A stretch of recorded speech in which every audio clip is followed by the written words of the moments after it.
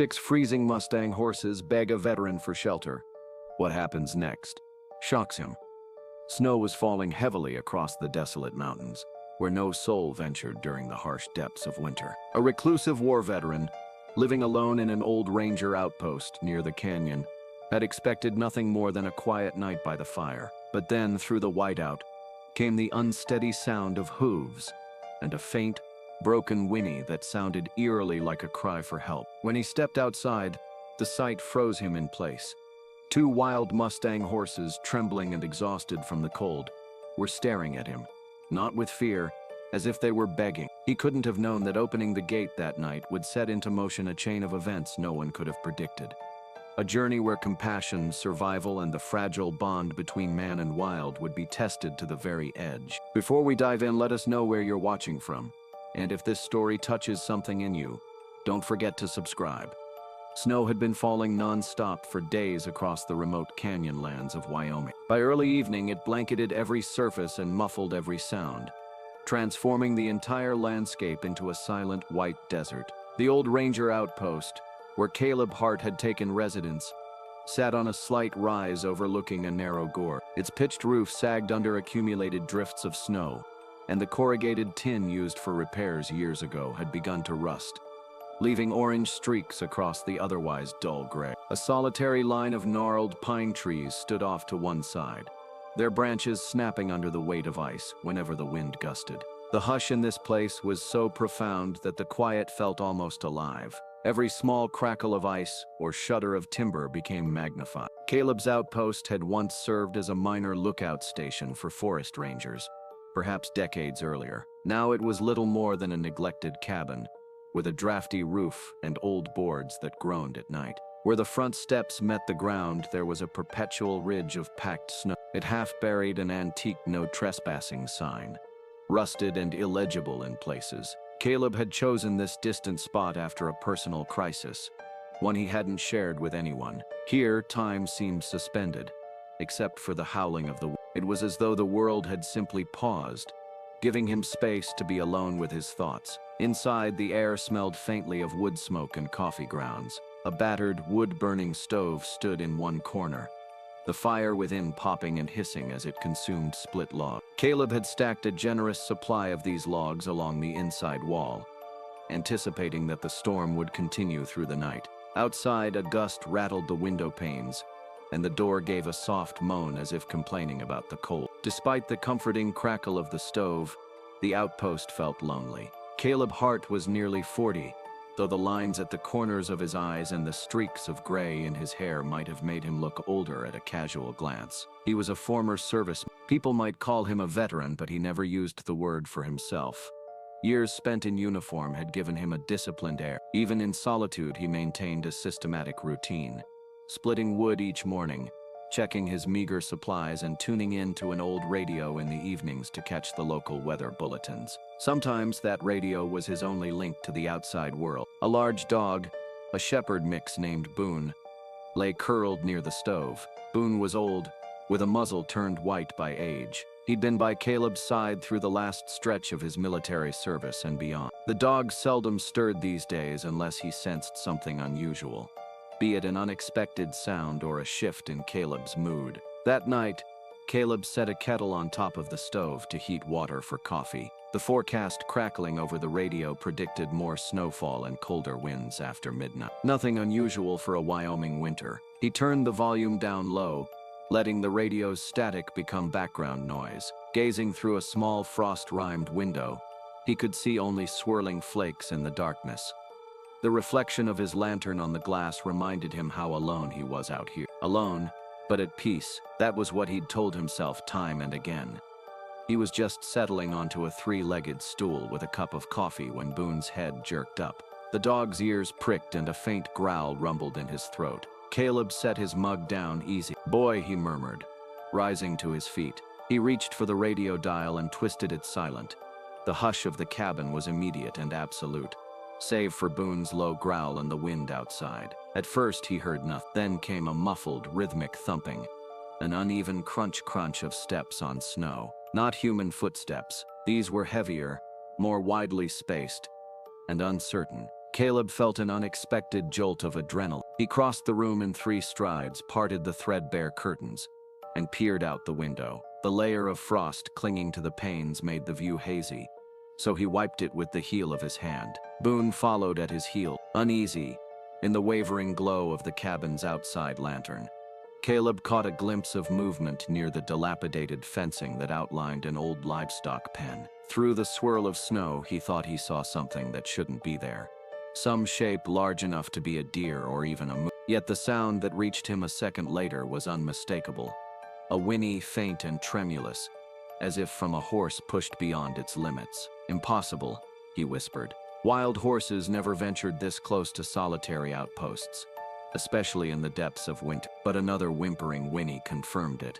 Caleb's breath caught in his throat. He grabbed his coat from a peg on the wall and slung it on in a hurry, then reached for the doorknob.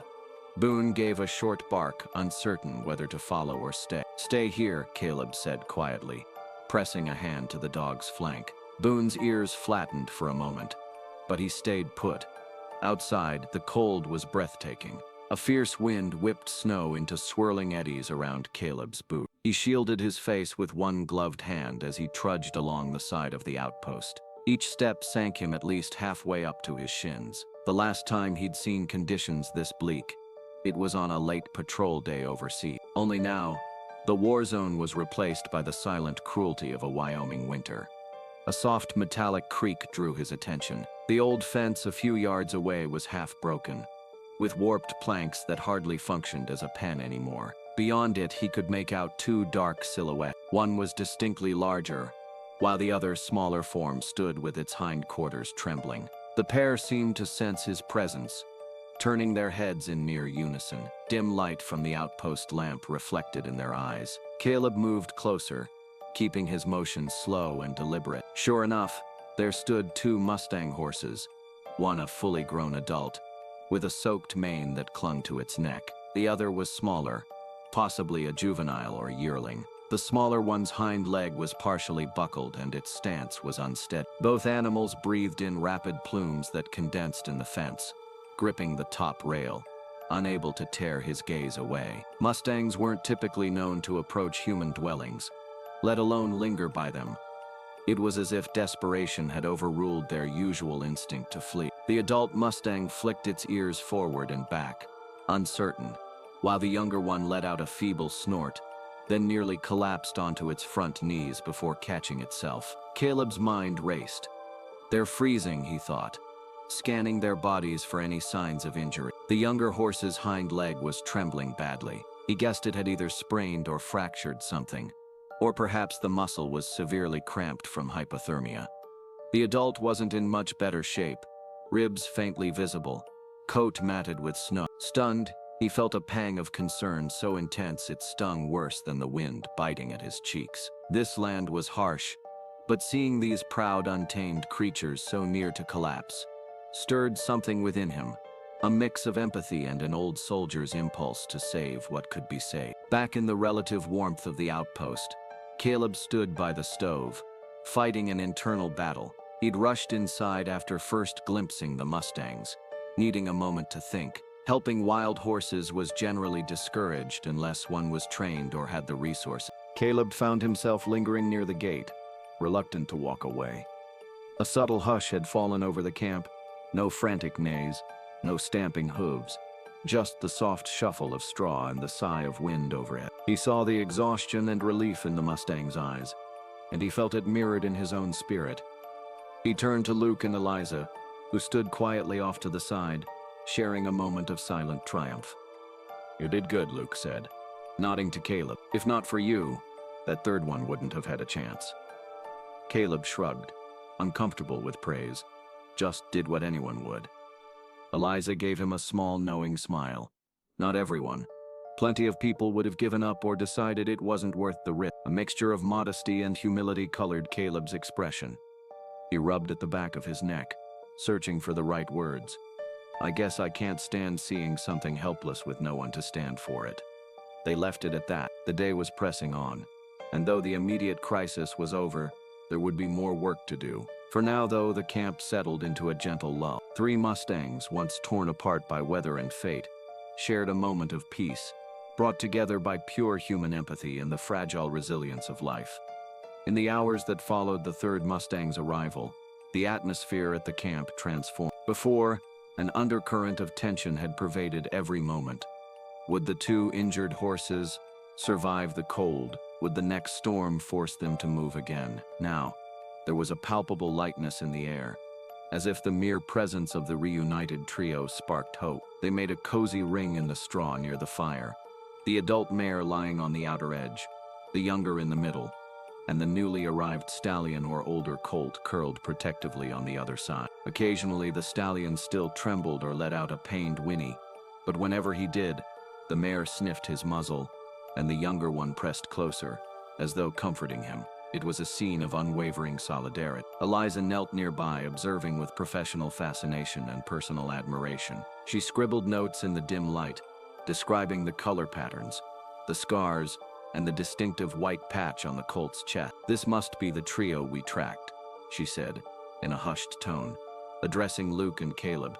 "We suspected they were a close-knit subfamily in the larger herd. The mare is definitely older, maybe 5 or 6. The young one's about a year old, and this colt might be 3. You see how he defers to the mare, letting her stand guard." Caleb nodded, arms resting on his knees, a cold mug of coffee forgotten at his side. "They look different now, like they're calm, even happy." Luke, standing with his arms crossed, gave a rare grin. It's amazing what a difference family makes. Outside the enclosure, the winds still gusted from time to time, reminding them that winter's fury hadn't vanished. But now, the Mustang's soft knickers, slow breathing, and gentle shifting of hooves replaced the tension of the previous day. They had a reason to rest, to heal.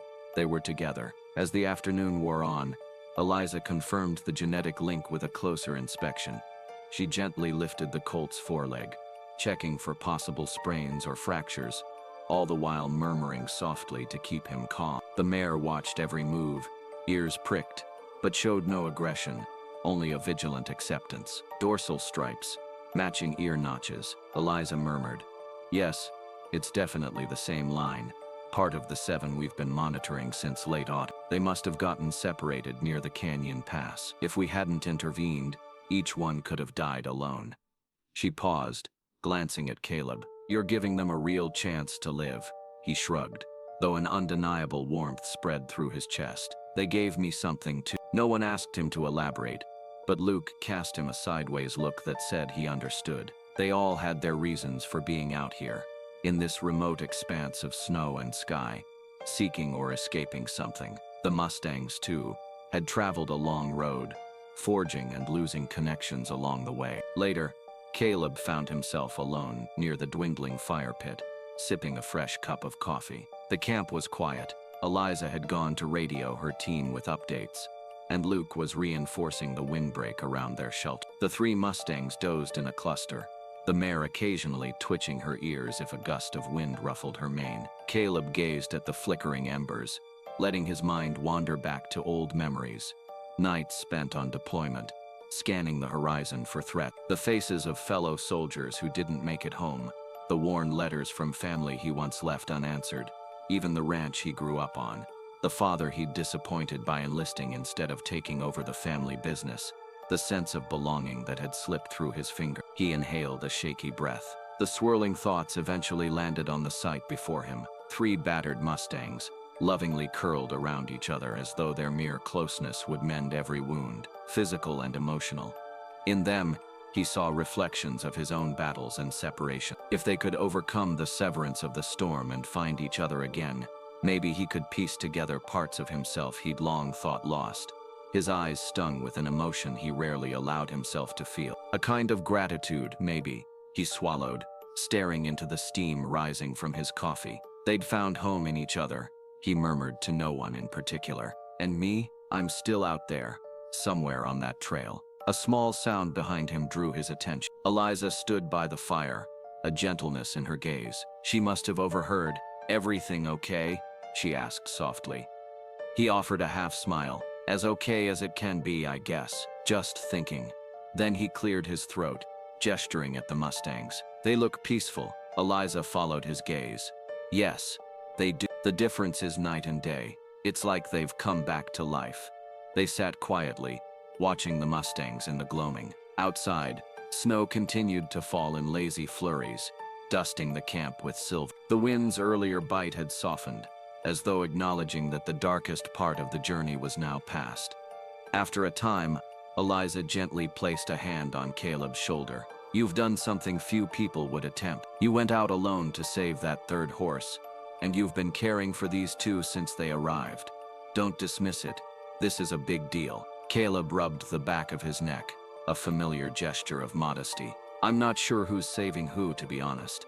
Eliza's lips curved in a warm smile. "Maybe it goes both ways." From across the enclosure, the mare lifted her head, eyes reflecting the subdued glow of the camp lanterns. Her ears pointed toward them, as if sensing the gentle tone of their conversation. The younger horse stirred, nestling closer to its newly returned sibling. The stallion let out a slow, contented breath, as though breathing for the first time without the weight storm on its shoulder. "Look at that," Eliza said softly.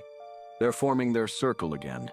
The three mustangs had shifted, pressing flank to flank in a ring, a symbolic gesture of survival.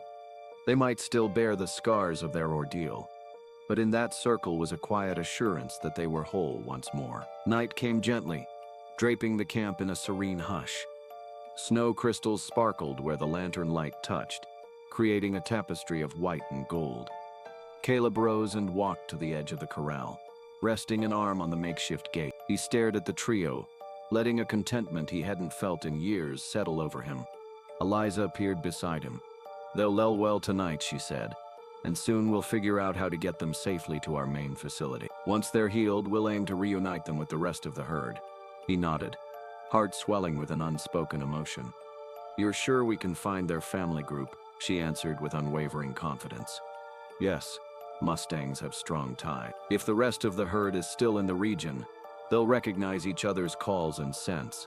And even if we can't bring them together right away, at least we'll give them a chance to roam free again one day." A fragile smile played at Caleb's lip. He recalled the lines he'd spoken so often in the past few days. Who's really rescuing who? Behind them, the dying embers of the fire hissed softly under a fine layer of drifting snow. The final image of the night was that of three mustangs, once lost and separated, lying close enough for their breath to intermingle, their hearts beating in quiet unity. For this night at least, they had all found a sanctuary, man and horse alike, warmed by the same spark of hope in a winter wilderness. Early that morning, Eliza stepped out of her small makeshift tent, radio in hand. The night's cold still clung to the air, but there was an undercurrent of hope. She held the device to her ear, listening intently. When the transmission ended, she turned to Caleb, who stood near the three mustangs, checking the bandage on the younger horse's leg. "That was my team,"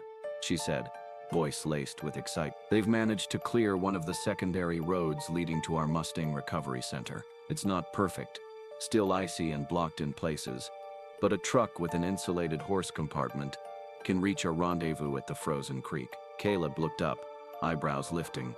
"So we can move them today?" She nodded. "If we don't run into more storms." "Yes, a specialized pickup with a heated transport box is already on its way. We just need to guide the Mustangs a short distance to the creek. I'd like to leave as soon as possible." With that, she switched off the radio and slipped it into her pocket. Caleb patted the young horse's neck, feeling a surge of relief. "Then, let's get them ready," he said quietly. The camp buzzed with subdued energy. Eliza gently rechecked the younger Mustang's leg. Over the days, its swelling had diminished, but the joint was still tender. She replaced the existing bandages with fresh ones, adding a layer of soft cotton padding and clean gauze. "I want to give it maximum support," she explained, "so the journey won't aggravate the injury." Caleb, meanwhile, fashioned a makeshift corridor out of packed snow and a few spare rails to create a safer path. He knew that if the Mustangs became skittish during loading, any sharp turn or hidden rock could harm them further. The adult mare followed his movements with curious eyes, while the newly arrived stallion paced near the back of the enclosure. "There," Caleb said, stepping back to admire his work. "That should guide them toward the loading ramp with minimal risk." Eliza watched the three Mustangs. They seemed alert, as though sensing something significant was about to happen. The mare circled the younger two, occasionally lifting her head to test the air. A faint whinny escaped her, more thoughtful than afraid. The stallion rubbed its muzzle against the younger horse's shoulder, tail flicking in a gentle rhythm. To Caleb, the scene looked like a family preparing for a journey they couldn't fully understand, but somehow accepted. "Let's hope they trust us," he murmured. Eliza gave him a reassuring nod. "They trust you, Caleb. That goes a long way." By mid-morning, the rumble of an approaching engine echoed off the nearby cliff. Caleb and Eliza stood at the edge of the camp as a specialized pickup truck came into view, a sturdy vehicle with an enclosed compartment designed for cold-weather livestock transport. Two volunteers jumped down, scanning the surroundings with keen eyes. They wasted no time. One volunteer unfolded a short ramp, coated with a grippy rubber surface. Inside the insulated compartment, thick blankets, radiant heaters, and buckets of warm water waited. There was even a stash of high-energy feed. Eliza and Caleb carefully led the Mustangs out of the enclosure. The adult mare tossed her head once but made no move to run. The stallion followed with a slight limp, while the younger horse relied on Eliza's soothing voice to keep calm. Step by cautious step, the mare ascended the ramp. She paused briefly, nostrils flaring, then continued forward without protest. The stallion and the young horse soon joined her, guided by gentle urging. Once all three were inside, the volunteers closed the door. Through a small gap, Caleb caught the young horse's gaze. It lingered on him, ears forward, until the door sealed with a quiet thud. His chest tightened, a mixture of relief and an inexplicable pang of loss. It was done. The Mustangs were en route to a safer place. The truck's engine idled, a steady hum rising into the crisp air. Caleb approached the side of the vehicle, where a small opening allowed him to slip his hand inside. He felt the warm, muscled neck of the adult mare, her coat still damp from the snow. She lifted her head to meet his touch. No fear, just a profound calm. Her dark eyes, deep and reflective, seemed to say thank you, in a language neither human nor horse could fully speak. He stroked her mane, a gentle motion meant to reassure them both. Suddenly, the younger horse poked its muzzle through the gap, huffing a warm breath against his gloved finger. Caleb smiled, heat prickling behind his eyes. "Easy there," he whispered, voice catching. "You'll be all right." The stallion stood just behind the mare, quietly observing. It didn't move forward, but Caleb felt its presence. All three Mustangs radiated a surprising serenity, as though they sensed they were heading someplace where healing was possible. Their time with him had been brief, yet in that span, he had grown attached in ways he'd never expected. Overcome by the moment, he simply closed his eyes, letting himself feel the gentle exhalations against his hand. "I'll never forget this," he thought, memorizing every detail: the smell of horse sweat and straw, the crunch of snow underfoot, the swirl of emotion in his chest. Eliza stepped up beside him, resting a hand lightly on his shoulder. "They'll be well cared for," she said softly. "We'll send you updates on their recovery, progress reports, even photos, and when they're ready for release." She paused, measuring his reaction. "I'd like you to be there." "If you want," Caleb exhaled, forcing a smile. "I'd appreciate that, more than you know." His gaze flicked to the rear of the transport, where the volunteers were double-checking the locks. Eliza squeezed his shoulder gently. "It feels like they've become a part of both of." He nodded, swallowing hard. "They have. It's strange how you can feel so responsible for them, like they're a missing piece you didn't realize you'd lost." A solemn understanding passed between them. Sometimes, a simple gesture of help grows into a bond that redefines you. Eliza stepped away to speak with the driver, confirming the route and discussing any final details. Caleb stood by, heart-heavy yet hopeful, as the truck rumbled in preparation for departure. With a curt nod from the driver, the vehicle began to move. Snow crunched under the tires as it rolled off the makeshift path. Caleb and Eliza followed, boots sinking in soft drifts, until they reached a gentle rise that overlooked the frozen creek. There they stopped, watching as the truck's taillights grew smaller under the pale winter sun. Neither spoke. The wind gusted gently, stirring the leftover footprints and the scattered hay near what had been the Mustang's temporary pen. Eventually, the truck vanished around a bend, the quiet canyon reclaiming its stillness. Caleb's breath escaped in a trembling sigh. "They're gone," he said, more to himself than to Eliza. She nodded, crossing her arms to ward off the chill. Just for now. This isn't a permanent goodbye. He stared at the faint tracks in the snow. No, he whispered.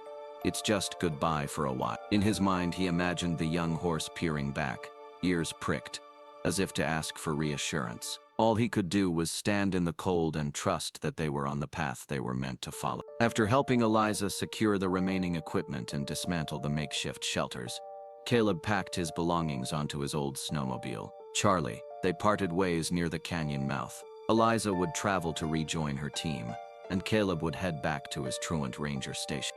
A subdued farewell passed between them. No fanfare, just a shared sense of accomplishment and a deeper understanding of what they'd experienced together. He arrived at the outpost by twilight. The building's wooden frame groaned in the wind.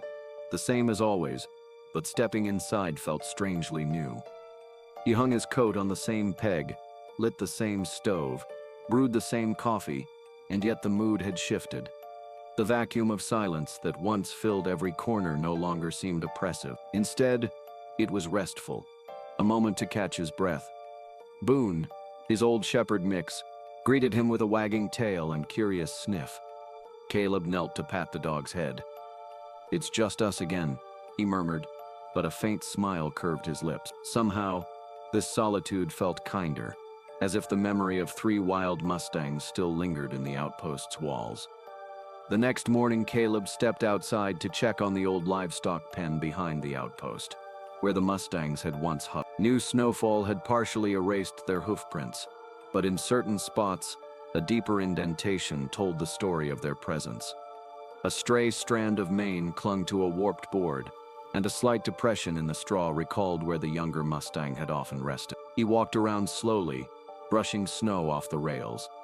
In one corner, he spotted a scrap of gauze, partly buried under a drift.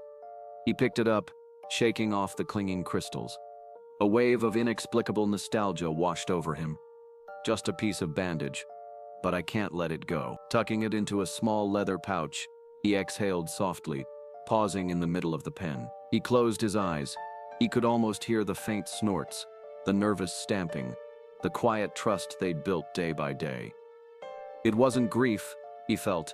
Not exact, more like a gentle ache of missing something precious.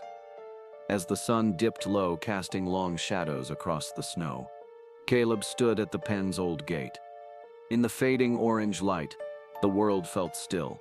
He thought of the mustangs, safe now on their journey. He thought of himself, no longer burdened by isolation. "They're gone," he murmured, "but I'm still here, and I'm alive in a way I haven't been for a long time." A sense of peace wrapped around him, tangible as the winter wind. Life carried on, and so would he, changed, but hopeful. 1 week passed in a quiet routine of gathering wood, tending the stove, and occasionally checking the radio for weather updates. Then, one chilly morning, Caleb heard a muffled sound outside. He opened the door to find a small package dropped by a passing ranger station courier. Inside was a letter from Eliza and a set of printed photos. He spread the photos across his small table, heart pounding. The images showed the 3 mustangs at the recovery center. The younger horse now stood on all 4 legs, freed from bandages, its coat shining under midday sun. Another picture showed the adult mare trotting confidently in a fenced rehabilitation yard, while the newly rejoined stallion, once so frail, looked strong. Bony outlines filled in with fresh muscle.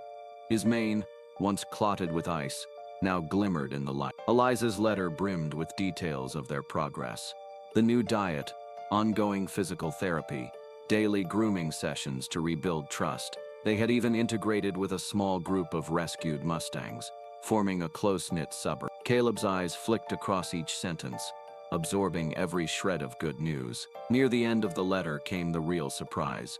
Eliza explained that if the weather held, the center planned to release the trio into the snowy range area in just 2. The final stage of their recovery involved reintroducing them to the wild that had once been their birthright. "Caleb," she wrote, "you're a part of their story now. They know you. If you can come, I'd be honored to have you there, to witness their return to freedom. I believe they'd recognize your presence too." He read the paragraph twice, then folded the letter with shaky hands. 2 weeks. In that time, The snow would begin to melt around the lower slopes, giving the Mustangs open trails and fresh grazing land. For a moment, he pictured them galloping across a green hillside, a stark contrast to the day they'd arrived at his outpost, half frozen and desperate.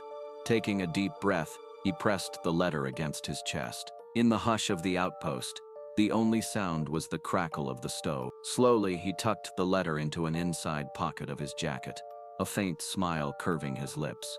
That afternoon, a brief shaft of golden sunlight broke through the gray clouds covering the canyon. Caleb stepped outside onto the rickety porch, Boone ambling behind him. The horizon stretched out, streaked with the faint promise of spring.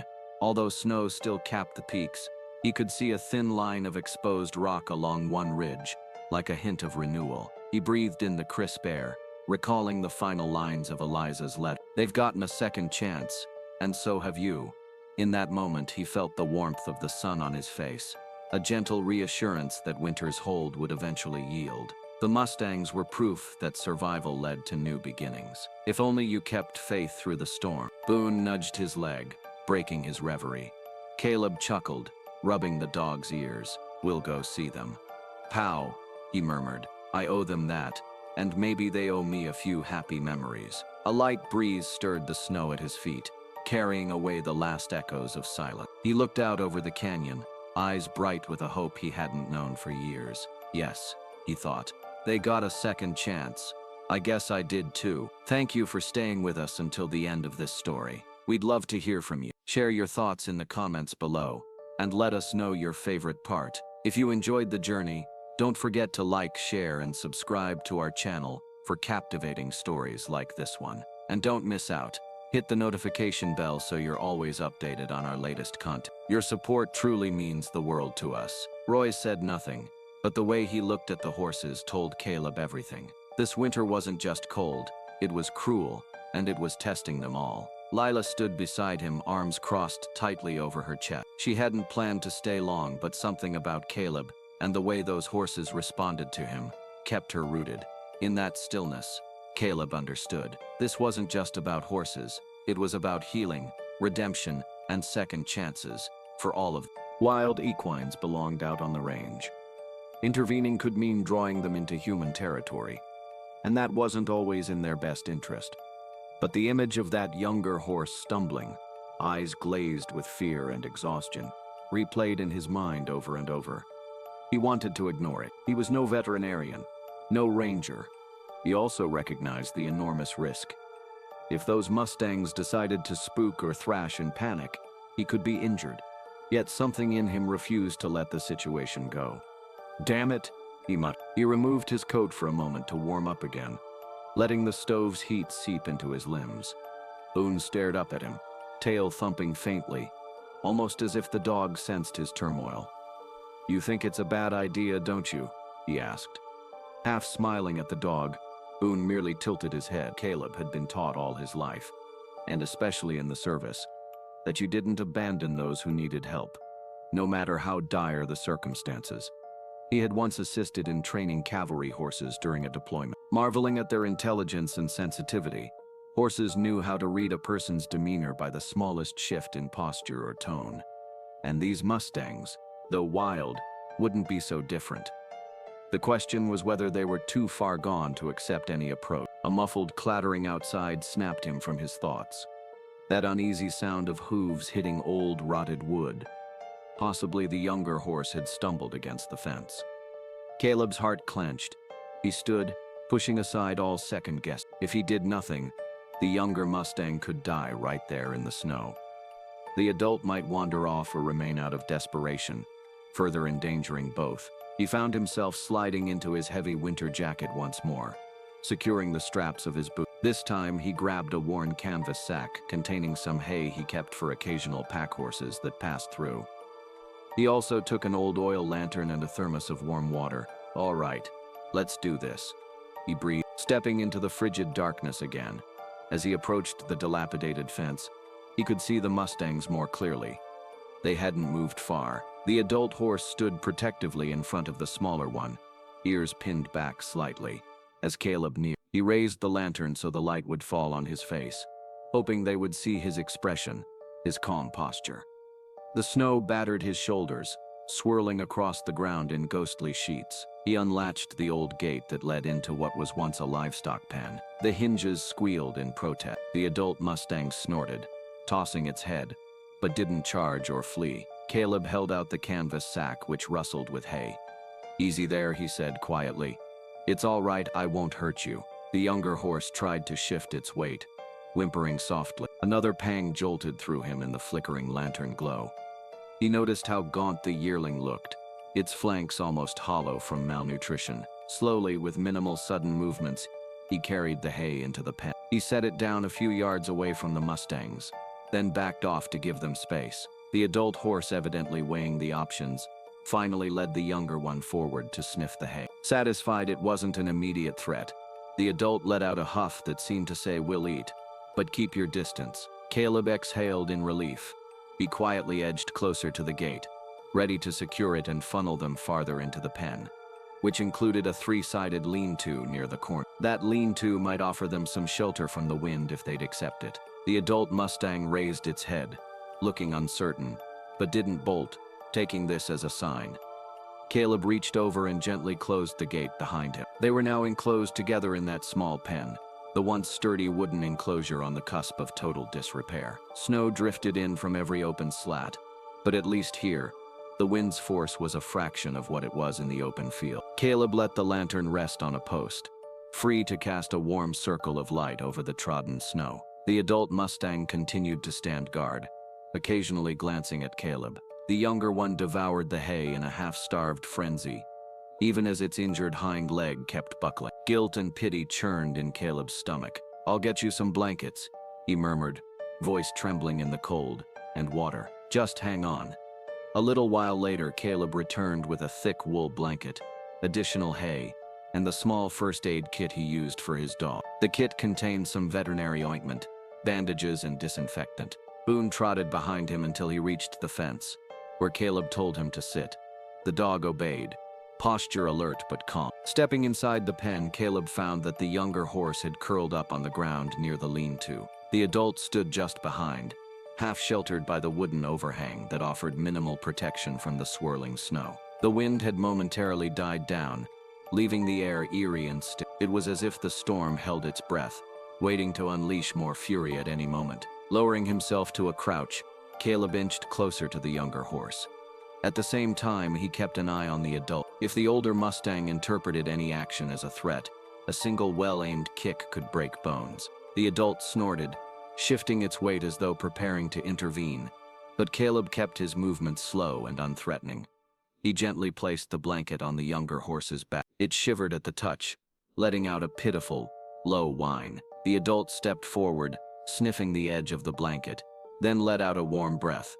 For a moment, it looked like the older Mustang might tear the blanket away, but it did. Instead, it seemed to accept that whatever the human was doing might be helpful. Caleb focused on the injured hind leg. By lantern light, he saw that the leg was swollen near the hock, though no fresh blood indicated an open wound, possibly a severe sprain or pulled tendon. The skin around the joint felt hot to the touch, maybe an infection or a strain that had gone untreated for too long. "Shh, easy there," he whispered, sliding off one of his gloves to apply the ointment with more precision. The yearling grimaced, eyes rolling back a bit, but didn't lash out. Its breathing was labored, each exhale trembling.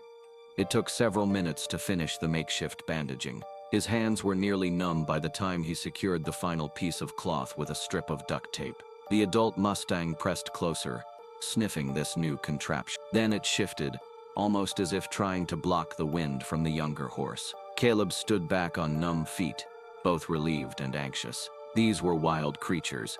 Typically, a Mustang in good health would never allow such proximity. Their acceptance of his aid underscored how desperate they truly were. The younger horse gave a quiet grunt as it settled its head onto a pile of hay, the blanket draped over its withers. The adult lowered its muzzle to nudge the bandaged leg, then gently touched its nose to Caleb's arm.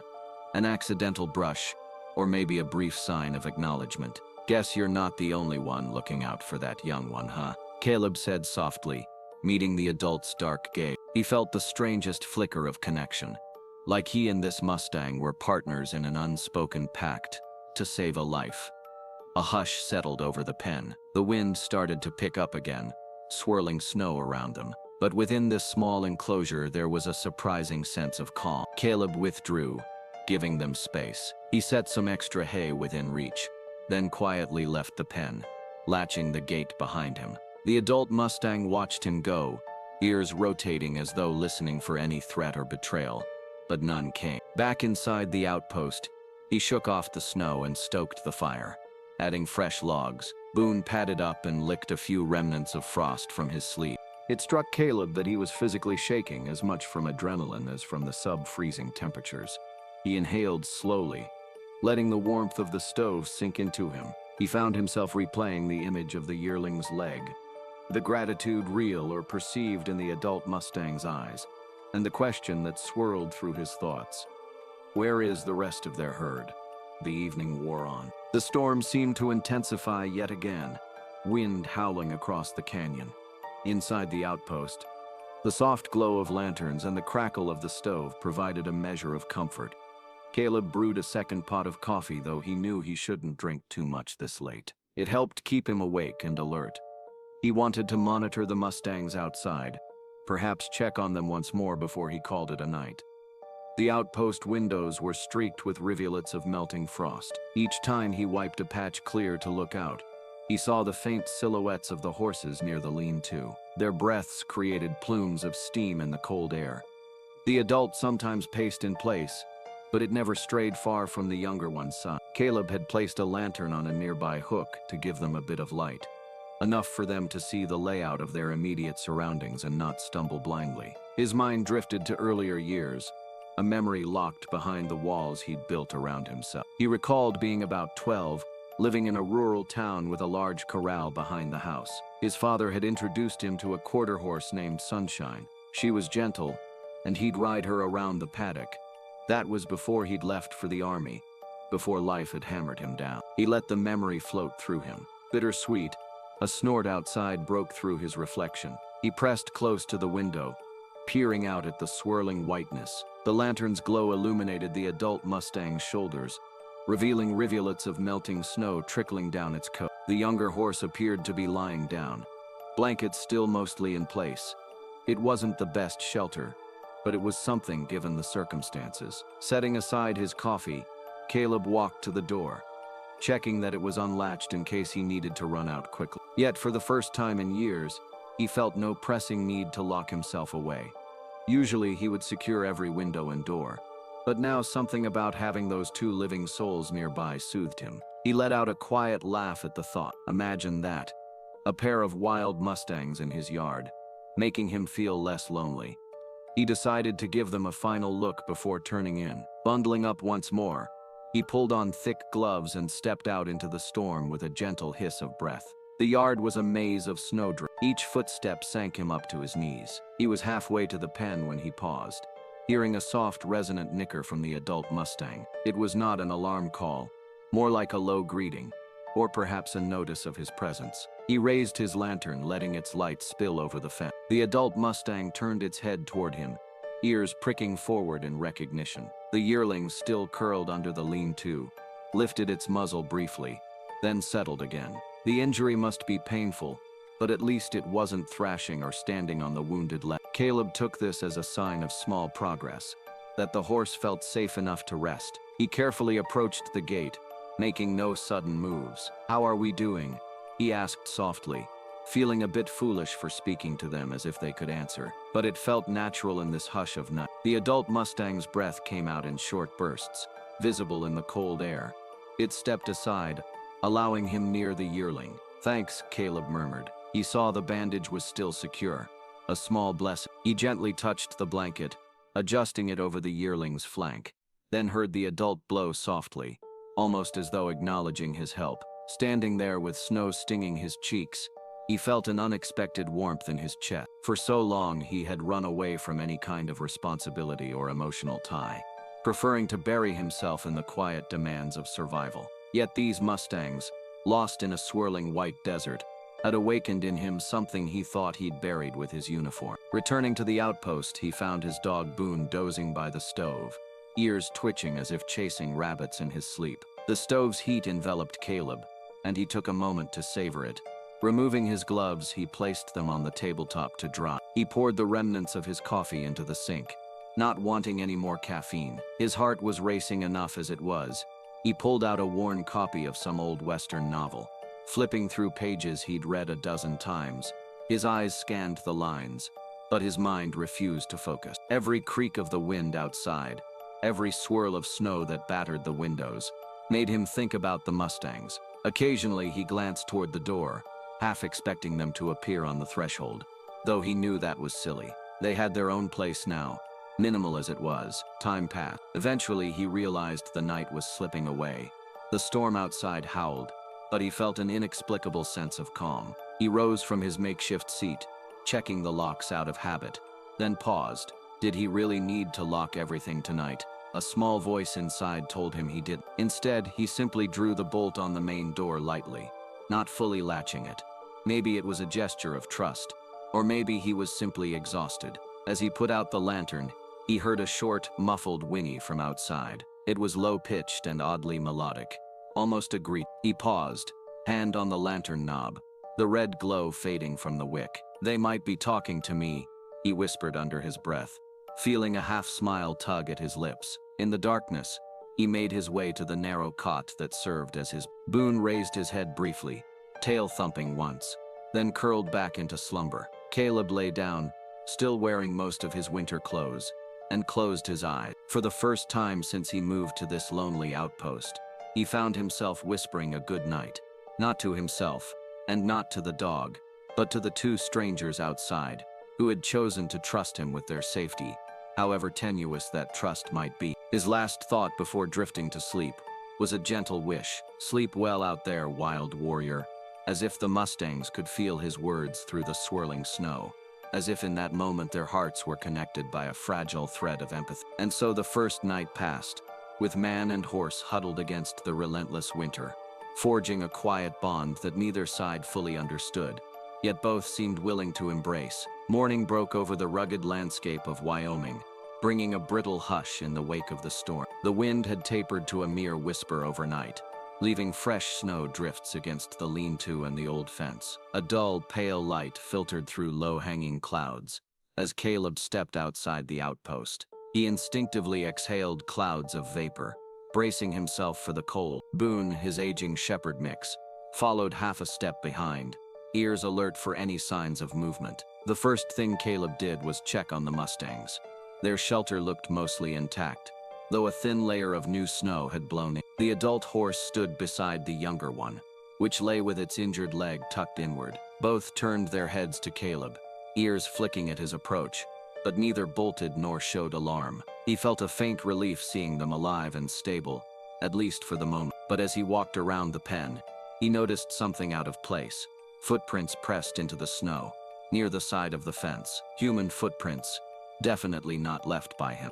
The tracks circled around the pen and vanished toward a stand of stunted conifers at the edge of the outpost clearing. Boone padded over to sniff the impressions. A tail up and tense, Caleb's heart jolted. The presence of a stranger out here could mean anything. Maybe a poacher, or a traveler lost in the storm, or someone with darker intentions. Kneeling down, he examined the footprints, deeper at the heel, possibly from heavy boot. They weren't fresh from mere minutes ago, but not more than a few hours old. Either he clicked his tongue softly to Boone and headed inside to grab his hunting rifle and binoculars. If someone had been snooping, he wanted to be prepared. Returning outdoors with the rifle slung over his shoulder, he followed the faint trail across the clearing. The morning light revealed more broken branches and scuffs on the snow, as though something or someone had brushed against the undergrowth. Boone sniffed the air, tail wagging but stiff, reflecting Caleb's own unease. "Keep alert," Caleb muttered. His breath plumed in the cold. The dog paused at the edge of a shallow ravine, letting out a low, uncertain growl. The wind carried intermittent crackles, maybe a branch snapping under leftover ice, or the subtle crunch of an unseen foot. Caleb raised his binoculars, scanning the line of trees that circled the outpost. Nothing moved, yet he couldn't shake the sense that someone was there. He considered calling out, but decided stealth might serve him better. Motioning for Boone to stay close, he slipped from tree to tree, keeping his rifle unholstered but pointed down. The footprints led farther than he expected, weaving behind a large pine half buried in blown snow. A flicker of movement caught his eye. A shape hunched behind the trunk. He lifted the rifle, heart pounding. "All right," Caleb called in a firm, measured voice. "Whoever you are, I can see you. Step out and show your hands." At once, there was a rustle of movement. A woman stood up, lifting both palms in the universal sign of no threat. She was wrapped head to toe in a thick parka, a fur-lined hood shadowing part of her face. A dusting of snow covered the shoulders of her jacket, and she held onto a backpack with a small antenna protruding. A radio GPS unit. "By the look of it, take it easy," she said calmly. "I don't want any trouble." Caleb kept the rifle half lowered, but his muscles remained taut. "This is private property. Mind telling me why you're prowling around my place? Are you the one who took in 2 Mustangs?" The woman asked, chest rising and falling with quick, frosty breaths. That caught him off guard. "Who wants to know?" She reached up, pulling back her hood a bit so he could see her face. Beneath the swirling snow, he saw a youngish woman, maybe early 30s, with sharp hazel eyes that never left his. "My name is Dr. Eliza Monroe. I'm with a Mustang preservation group that works in this region. Our field station's about 20 miles from here, near Cedar. I've been tracking 2 lost horses." She nodded toward the old fence line in the distance. "I spotted them. One looks badly injured." Caleb's hold on the rifle loosened slightly. "You're with a conservation group." She lifted the backpack's flap, revealing a small radio and laminated ID. "I've got the credentials if you want to see them." He hesitated, then beckoned with his chin. "Step out from behind the tree. Slow. Let me see." She did as instructed, carefully handing over a plastic ID. Caleb glanced at it. "Eliza Monroe, DV, affiliated with a recognized equine preservation project." The photo matched her face. The tension in his shoulders eased fractionally, but a swirl of questions filled his head. How had she tracked them here? What did she plan to do with the Mustangs? Could she be trusted? "All right," he said, returning the ID. "Let's head back to the pen. I'll keep my rifle, and we'll talk." "That fair?" Eliza gave a brisk nod, pulling her hood back up against the wind. "Fair enough. I only came because we lost contact with these Mustangs during the last storm. I'm not here to cause trouble." Boone, satisfied the woman posed no immediate threat, trotted behind them as they made their way back across the clearing. Once they reached the fence, Eliza paused, eyes narrowing at the sight of the 2 Mustangs, which were still huddled together. The adult lifted its head, ears pricked, sniffing in their direction. "All right, that's them," Eliza said softly. Her gaze swept from the younger horse's bandaged leg to its trembling posture. "We've been monitoring a small herd of 7 Mustangs migrating through these valleys. There's a radio tracker we usually attach to a loose, minimal harness, harmless to them. But after the last snowstorm, we lost the signal from 2 of them, an adult mare and a juvenile with a suspected leg injury." Caleb remembered hearing that some wildlife conservation teams use temporary trackers to keep up with herds in remote areas. "You're saying they split off from the rest?" Eliza sighed. "Looks like it. We found a small blood trail and scuff marks near a cliff ledge. Must have been the younger one stumbling or the mare trying to protect it. They vanished from the rest of the group. We've been combing the region for days, worried one or both might not make it." She glanced at Caleb, curiosity mingling with relief. "Then I spotted your fence. I saw them from a distance this morning and circled around." She took a step forward, resting her arms on the fence rail. The adult Mustang pinned its ears, stepping protectively around the younger one. "Easy, girl," Eliza murmured. "I won't hurt you." Caleb studied her profile, uncertain whether he liked the idea of outsiders meddling in his domain. But the mention of a lost herd and real injuries softened his stance. "You, plan on taking them only to a safe facility until their health stabilizes," she clarified. "We typically rehab them at our station, then release them back into their family group if possible. They're wild animals. Nobody's trying to break or domesticate them. But this young one might not survive out here in the snow, especially with that leg. The mother, or older mare, is probably near her limit too." Caleb exhaled slowly, turning to watch the Mustangs. The younger one looked up with doleful eyes, shifting its weight gingerly. He felt a pang. They'd come this far, through storms and injury, only to end up half-sheltered in his battered old pen. If Eliza could help them rejoin their herd, that would be more than he'd ever hoped for. He laid his rifle against the fence. You said you're from a station about 20 miles out. How do you plan on getting them there? She folded her arms against the cold. My team set up a small staging area about 5 miles from here, near a frozen creek in the canyon. We were going to transport them by truck from that spot, but the roads are blocked with fallen trees, so I was trying to figure out if there's a route for snowmobiles or something similar. But from what I see, we'll definitely need local help. Her gaze flicked to him, and he felt an unspoken question. He took a moment, glancing at the Mustangs again. The older mare stared back with a calm but weary intensity, as though to say, "All we need is a chance." "All right," Caleb said, at length. "Let's talk inside. I might have something that can work. We can figure out the details." Inside the outpost, the chill receded somewhat. Though the old stove struggled to warm the entire space, Eliza removed her thick gloves, flexing her fingers near the heat. Caleb offered her a seat at his small table and set a mug of hot coffee in front of her. Boone sat by the stove, watching the newcomer closely. For a few moments, neither spoke. The hush was broken only by the hiss of logs and an occasional whistle of wind against the window. Finally, Caleb cleared his throat. "So, Dr. Monroe, you see I've been taking care of them. I've done what I can, but I'm no expert." She cupped her hands around the mug. "Call me Eliza, please, and I appreciate what you've done. Most folks around here might have driven them off or, worse, shot them if they thought they were a liability." Caleb gave a half shrug. Didn't have the heart for that. The young one was about to collapse. "I've tried to bandage the leg, but I don't know if it's sprained or broken," Eliza nodded. "We can do a quick evaluation once we get them to the staging area, or even here if necessary. But they'll need a safe environment, better shelter, and possibly a veterinarian if that leg is more serious." He studied her face. Despite the cold, there was a warmth in her eyes that suggested genuine concern for the Mustangs. "So what exactly is your plan?" Taking a sip of coffee, Eliza explained. "We have a small team. My colleague Ranger Luke Carson and 2 volunteers. They're camped at a halfway point, near a creek that's frozen solid. The idea was to bring in a specialized horse trailer, or a rescue rig, but the road is impassable. We do, however, have snowmobiles and a basic sled we can outfit with blankets to carry an injured horse short distance. At least, that's the theory. But we need more local intel on the best path and how to handle the terrain." Caleb folded his arms across his chest. "I do have a battered old snowmobile, call it Charlie. She's not the fastest, but she runs. I was in the service a long time, so I don't mind rough conditions. The canyon to the west has some decently packed trails if you know where to look. Might be a shot." Eliza's expression brightened.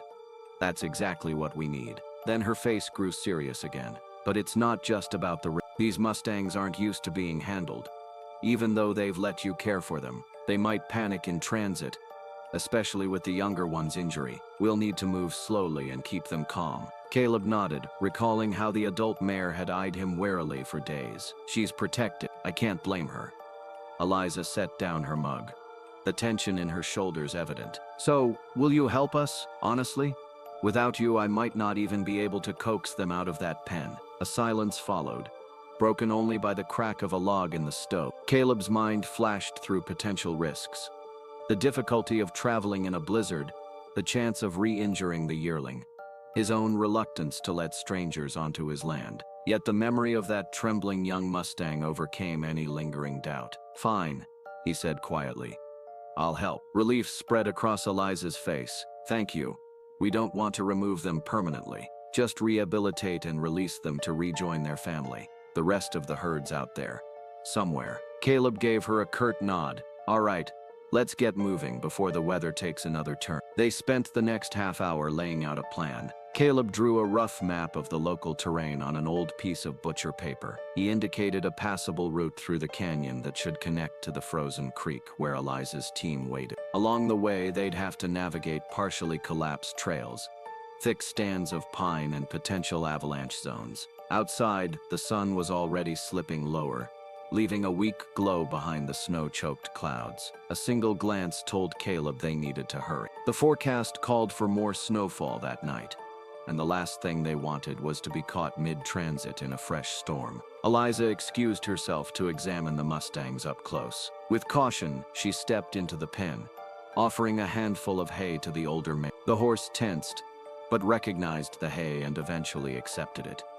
Meanwhile, Caleb rechecked the younger one's bandage, verifying that it still held up despite the yearling's intermittent movement. Eliza crouched, peering at the leg. Could be a minor fracture or a strained tendon, she murmured. It's swollen but not hopeless.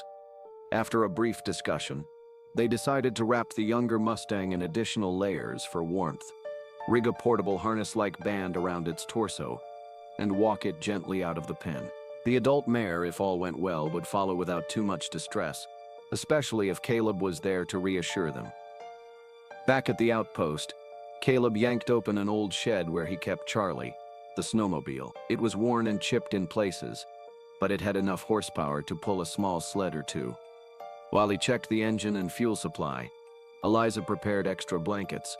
Strapping them onto a wooden sled with bungee cords, they laid down a bed of hay to cushion the Mustangs if they needed to rest. Boone followed every movement, tail wagging, though he seemed uncertain about the flurry of new activity. Caleb patted the dog's flank. Might be best if you stay behind. Buddy, this is going to be rough. The dog whined, but stayed near the cabin. As if sensing he'd only be in the way, it wasn't until the sun dipped beneath the ridgeline that they finalized everything. The sky darkened quickly, streaked with purple and gray. Eliza frowned at the looming clouds. We'd better leave soon or we won't even make it halfway before the next storm. Caleb grunted in agreement. He stood at the fence, coaxing the Mustangs with soft murmurs as Eliza opened the gate. The adult mare hesitated, ears twitching at the roar of the snowmobile's engine. But with gentle nudges and calm voices, they managed to lead her out. The younger Mustang limped along, bandaged leg trembling. Caleb moved slowly, giving it time to find a rhythm. Once they'd cleared the immediate area, Eliza carefully guided the young horse onto a plywood sled lined with bedding. The adult mare sniffed the arrangement, blowing nervous breaths. But seeing as there was no immediate harm, she allowed the process, eventually stepping partially onto the sled as well, steady. Caleb said, positioning himself at the snowmobile's controls, "We'll go slow." He pulled a throttle gently, and Charlie lurched forward, the harness line pulling the makeshift sled. Snow crunched under the runners, and the Mustangs shifted uncomfortably at the new sensation. Eliza walked alongside as best she could, bracing the sled and speaking in a soothing tone. They set off into the descending twilight. Leaving the outpost behind, Caleb didn't look back. He was too focused on the path ahead, on guiding the snowmobile around buried rocks and hidden dips. The engine droned, echoing between canyon walls that glistened with frozen waterfall. Each mile felt precarious. The younger Mustang occasionally whinnied in pain or fear, but Eliza was quick to reassure it. Through it all, the adult mare stayed near, trotting alongside when the terrain allowed, or stepping onto the sled to share warmth. Every so often it would toss its head, as though to challenge the unfamiliar contraption, but it never broke away. Caleb marveled at the bond between them. He wondered what sort of bridle path they had traveled before fate led them to his broken fence. As night settled fully, the temperature dropped fast. A biting wind funneled through the gorge, scraping across the cliffs. Caleb steered Charlie along a narrow track, guided mainly by the faint glow of the headlamp, and his memory of the snow had begun to drift into any dip or hollow, creating deceptively soft but potentially dangerous traps. Eliza walked behind the sled, glancing back every few yards to check on the Mustangs. Her breath came out in ragged puffs, eyes watering from the cold. "They're holding." She called over the engine's drone, though her tone revealed concern. The younger Mustang especially looked ready to collapse at times, its face pinched with pain. Yet it soldiered on, perhaps sensing rescue lay ahead. The canyon stretched before them, a ghostly corridor of wind-sculpted drifts and jagged outcrops. Occasionally, the adult mare decided to leap onto the back portion of the sled, jostling the younger one. Eliza would steady them, murmuring encouragement. The Mustangs' coats glistened with frost, their eyes reflecting the faint sheen of the snowmobile's headlamp. Caleb found the silence unnerving. Despite the engine's noise, the vast emptiness of the canyon weighed on them. No animals stirred in the night, no calls of distant coyotes, just the relentless moan of wind and the squeak of their sled dragging across ice. He forced himself to remain calm, hyper-aware that if they encountered a sudden drop-off, the entire convoy could end in disaster. Time blurred. They traveled perhaps a mile or two, though it felt like 10. One misstep nearly sent them off a low embankment when the snowmobile's skis caught a hidden stump. But Caleb wrestled the vehicle back on course. Eliza stumbled, scraping her knee, but waved off any concern. The Mustangs whinnied in alarm, stamping hooves on the sled. Eventually, they moved on. They paused for a quick breather near a rock overhang. There, the canyon widened, allowing the wind to swirl in chaotic gusts. Overhead, the sky rumbled with an ominous sound, like distant thunder, but it was only the gale colliding with ridges of high snow. Eliza removed her hood briefly, wiping sweat from her brow. "We need to hurry. The forecast said the snow would hit tomorrow, but it's looking worse by the minute." Caleb scanned the sky. Low-hanging clouds churned and thickened, swallowing what little moonlight remained. "If we push too fast, we risk injuring the colt's leg further, but staying here is not an option either." Eliza nodded in agreement, checking the younger horse's bandage. It was still in place, though dark with melted snow. "We're so close, maybe another 2 miles and we'll be at the base of the creek. My colleagues are waiting there." She squeezed the Mustang's muzzle in reassurance. "Hang on, little one." Faintly, the wind carried the first flurries of a new snowfall. Caleb felt a cold dread settle in his gut. If a true blizzard struck now, they'd be forced to set up a camp in an even more exposed location. He thought of the half-frozen yearling and bit down on his anxiety. "Let's move," he said. Another half-mile on, the storm came in a rush. The wind roared, lashing them with white gusts that stung their faces. The snowmobile's headlamp revealed only swirling flakes, making it impossible to see beyond a few yards. Even the adult mare, which had been cooperating so far, started to spook, head tossing in agitation. The younger horse let out a mournful cry, as though sensing the swirling chaos was beyond its endurance. "We won't make it to your team in this," Caleb shouted over the gate. Eliza clenched her jaw, scanning for any windbreak. "We should find some sort of natural cover and set up a shelter. Otherwise, we risk losing them or ourselves in this whiteout." Scraping the canyon's edges, they found a slight rise of rock forming a shallow alcove. It wasn't a cave, but it was better than nothing. Caleb maneuvered Charlie carefully, parking it behind a bulge of stone that blocked the worst of the wind. Eliza tugged at the sled's ropes, coaxing the Mustangs forward. The adult resisted at first, ears pinned, but the punishing wind soon convinced it to follow. They worked quickly. Caleb's experience in harsh conditions guided him as he pulled out collapsible tent poles, a couple of tarps, and a handful of metal stakes. Eliza helped him hammer them into any cracks in the rock while snow pelted their backs. Each gust threatened to rip the tarp from their hands, forcing them to lean their full weight on it.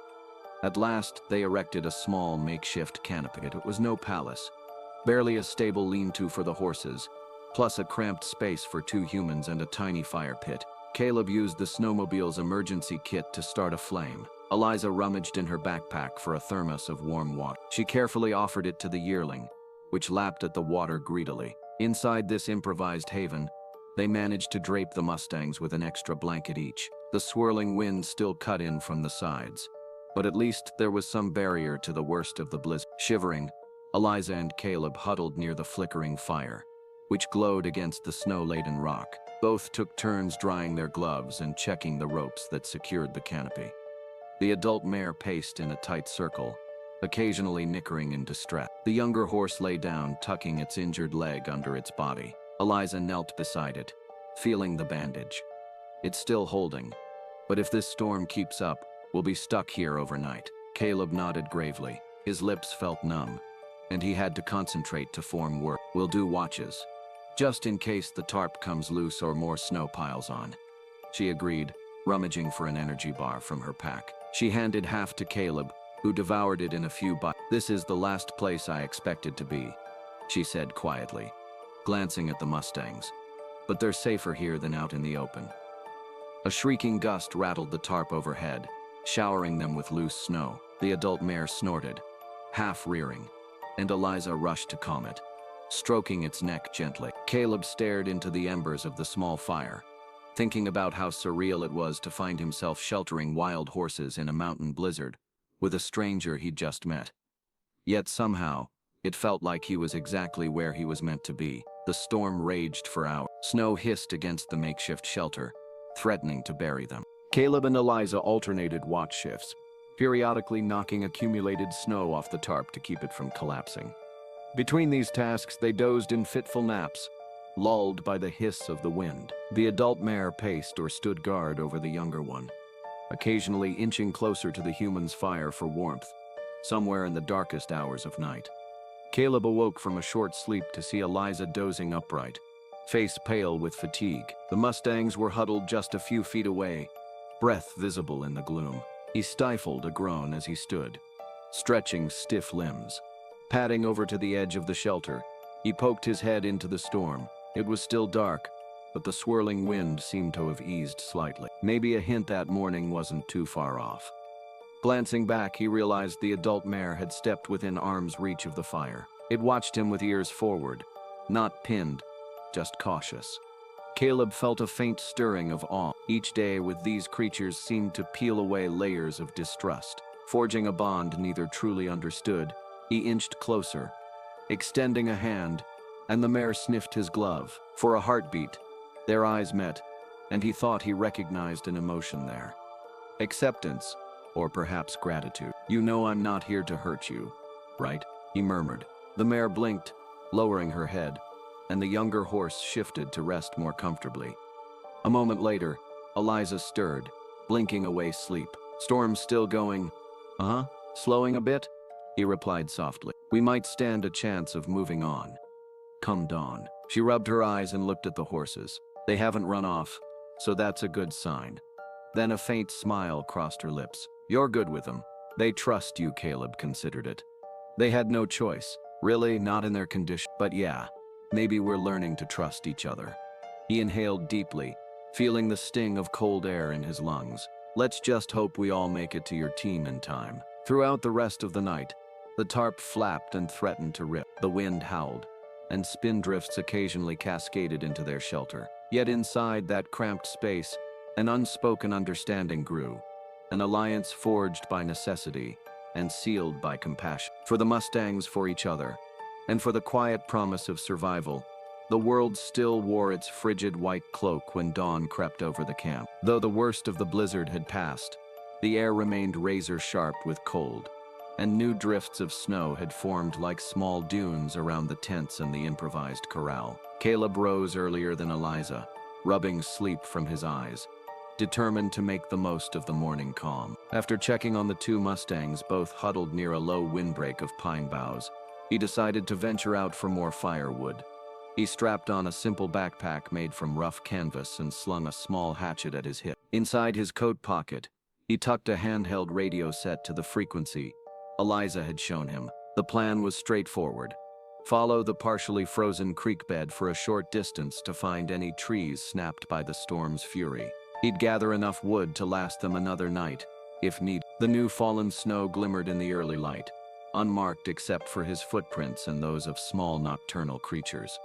As he moved away from camp, the wind carried a hush through the scraggly pine. Each step sank him ankle-deep into powder, and occasionally he had to kick free of half-buried branches. The creek cut an icy path alongside him, its surface mostly frozen but still gurgling faintly beneath the crust. Caleb scanned for potential dangers, more storms, hidden ravines, or predatory wildlife, but all seemed quiet. He soon found a cluster of fallen limbs, the wood brittle and splintered where the wind had torn it from the trunk. Perfect for fuel, he set to work with the hatchet, cutting manageable lengths, stacking them in the backpack until it grew heavy. Despite the freezing temperature, the effort warmed him, beads of sweat forming under his hat. Another short walk led him to the base of a rocky slope. He paused, stepping gingerly around chunks of snow-sheathed bark. The landscape felt deserted, like a world paused in endless winter. Then something caught his eye. Impressions in the snow that did not belong to boots or small forest creature. Hoofprints, a single set, half filled by drifting snow. Their shape was distinct, but the gait appeared uneven, almost staggering. Caleb crouched to examine them. The spacing suggested a horse in poor condition, maybe injured or exhausted. His pulse quickened while he and Eliza were caring for two Mustangs. It had never occurred to him there might be another one wandering alone in this wilderness. The prince angled off toward the forested edge of the creek, weaving erratically. Frowning, he followed, curiosity mingling with apprehension. Could this be another member of the same herd? Separated by the storm, each step carried him farther from the camp. But something about the idea of a lone, suffering Mustang kept him moving forward. The morning sun glinted off the snow, casting tiny rainbows on the surface. Caleb pressed on, boots crunching softly in the hush. Soon the tracks led him to a gentle rise overlooking a small clearing. From behind a cluster of pines, he peered out and his heart lurched. A thin, bedraggled Mustang stood in the open, framed by a vast canvas of pristine white. Every rib was visible on its flank, the bony outlines of its hips pressing against its hide. The horse's mane was laced with ice, and it held one foreleg at an odd angle, as though the joint might be locked or frozen. In its stance, he read pure exhaustion. At first, the Mustang didn't see him. It stared vacantly toward the horizon, as if stunned by the unrelenting cold. Then the wind shifted, carrying Caleb's scent. The horse's ears flicked, and it jerked its head up, letting out a faint, raspy nicker that held no real threat, more a reflex of fear. It tried to step away, hooves slipping in the snow, but managed only a few shaky strides before stopping, sides heaving. Caleb's gut twisted at the sight. This was a creature on the brink. He recognized the signs: lowered head, hollowed-out gaze, a body that had burned nearly every resource.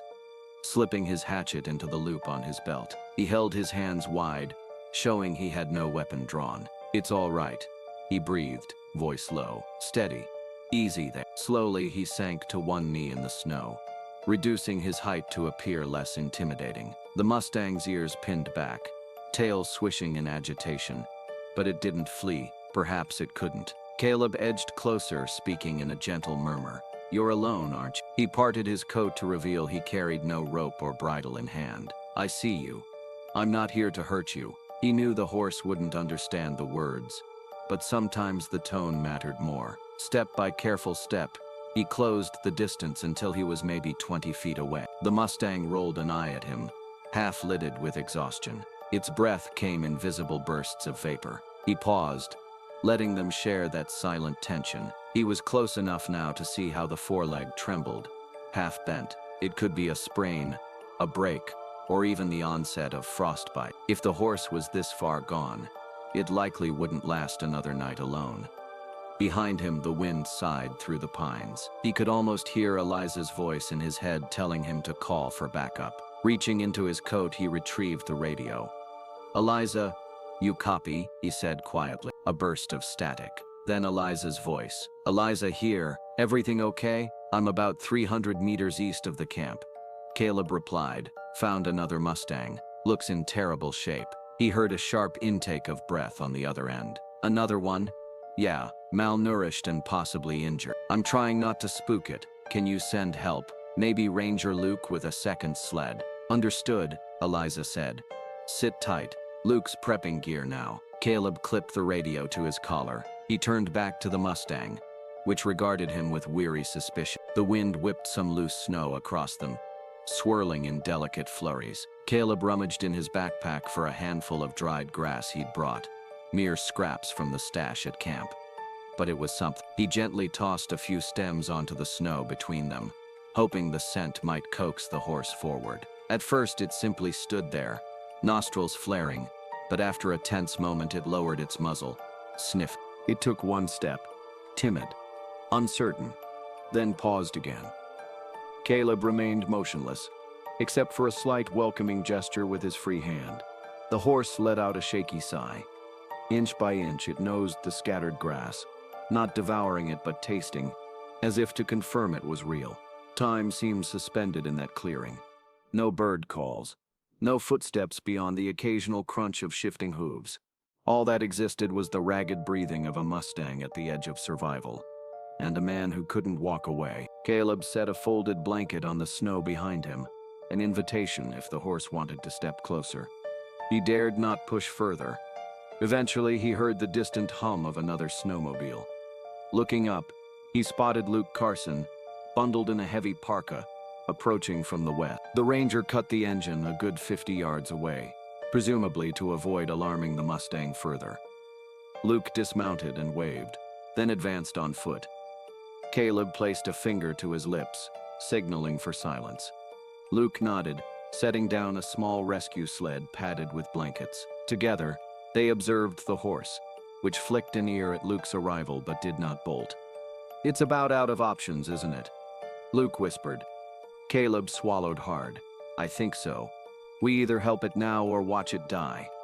The horse half turned, tail swishing weakly, but it made no attempt to flee. Perhaps it sensed that flight was impossible, or perhaps it dimly recognized that these humans had come to assist. Caleb rose slowly, stepping aside so the horse could see Luke as well. The ranger was a tall man with a calm demeanor, used to handling stressed animals. "All right," Luke murmured. "Let's do it carefully." They laid a folded tarp on the snow a few paces in front of the Mustang, sprinkling some hay on top. The horse eyed them, then stepped uncertainly onto the tarp, nostrils flaring at the new scent. Luke waited until it was stable, then motioned for Caleb. They lifted one corner of the tarp behind the horse, creating a gentle funnel toward the small sled. Each movement was slow, punctuated by soft reassurances. The Mustang snorted, stepping forward again, stumbling but not fighting. The tension in the air was palpable. Caleb's heart hammered, worried that a sudden panic could cause it to lash out and break a leg or injure them. But the horse never lashed out. Instead, it sagged onto the tarp, as if surrendering to exhaustion. Caleb sucked in a shaky breath, exhaling with relief. "I think it's done running," Luke nodded, hooking the tarp edges to the sled's frame. "Let's get it back before the wind picks up again." Before they moved, Caleb stroked the horse's neck, feeling the coarse mane crusted with ice. "I don't think you want to be alone anymore, do you?" he whispered, voice raw with empathy. The Mustang's ears twitched, but made no other response. In that fleeting moment, hope glimmered in Caleb's mind. Maybe they were not too late after all. Transporting the third Mustang back to the makeshift camp was a delicate undertaking. Luke and Caleb worked in tandem, each holding an edge of the tarp attached to a short rescue sled. The horse lay prone for most of the journey, eyelids heavy but occasionally flicking open at every bump or shift. When they reached uneven ground, it tried to stand, only to collapse back onto the sled, too weak to maintain its balance. They paused more than once to calm the animal, speaking in hushed tones, offering bits of hay or letting it sniff the gloves they wore. The cold nipped at their exposed cheeks and seeped through their boots, but both men pressed on, determined not to jostle the horse any more than necessary. At times, the creature's hindquarters slid off the sled's edge, requiring them to halt and reposition. Yet even in those moments, it displayed no aggression, just a weary resignation. It took the better part of an hour to cover the short distance. When the faint silhouettes of the camp came into view, a surge of relief coursed through Caleb. From between the tent flaps, he saw Eliza step outside, shielding her eyes from the glare of fresh snow. She spotted them and hurried forward, waving one arm. "What do you have there?" she called, though the concern in her voice suggested she already knew.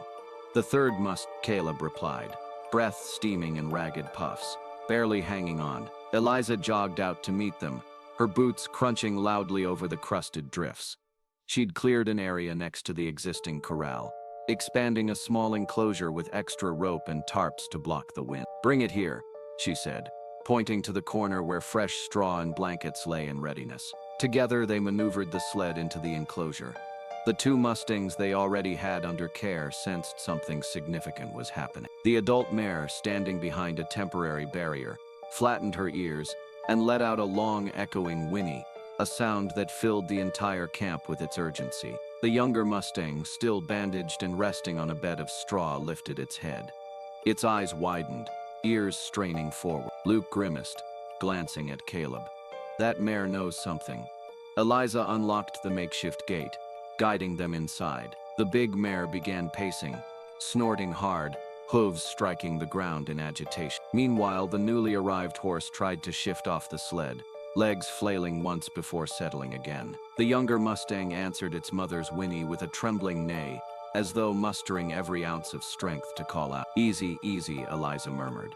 Stepping around to check the new arrival's condition, she placed a gentle hand on its neck. "Let's see if it can stand." Caleb and Luke unhooked the tarp sides, carefully freeing the horse from the sled. The adult mare gave another piercing call, then trotted in a tight circle, eyes fixed on the newcomer. In response, the exhausted Mustang raised its head, ears perked.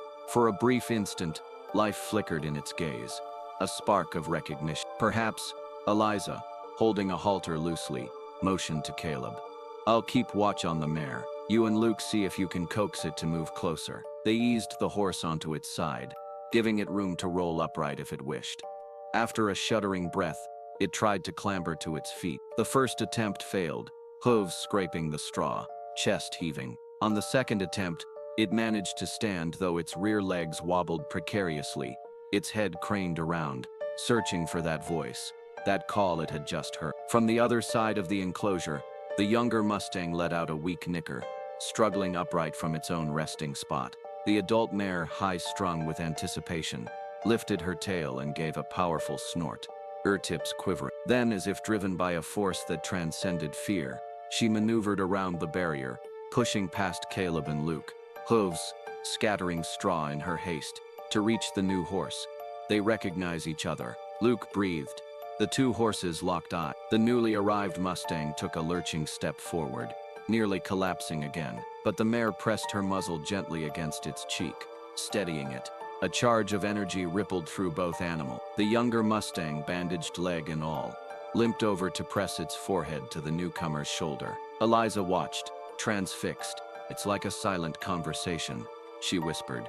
Caleb couldn't tear his gaze away. The air crackled with an unspoken bond that neither storm nor distance had broken. The third Mustang, though all but spent, let out a soft, fluttering whinny in response to the mare's welcome. The younger one squeaked a higher note, touching its nose to the newcomer's chest. The older mare circled them once, as if to confirm, "Yes, you are truly here." In that moment, the ragged campsite seemed to glow with a sense of profound reunion. Luke let out a long exhale he hadn't realized he was holding. "Never seen anything like it," he murmured. "They're talking." Eliza brushed back a tear that threatened to form in the corner of her eye. "They're family," she said simply.